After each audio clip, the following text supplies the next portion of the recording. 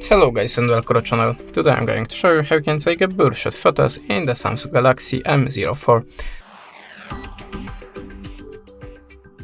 So to start, open the camera app, then go to the settings and make sure that you have a swipe shutter button to take birdshot activated.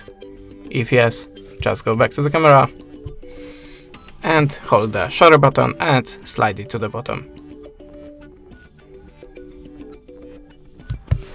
You can see we took now 14 photos, and now if you want to pick the best one, open the gallery, click on this little icon and select your desired one photos. Now just click on the download icon, decide do you want to delete the unselected photos and tap on the save. And now we have only 2 shots from the birdshot. That's it. Thanks for the watching, leave us a subscribe or a comment, and goodbye.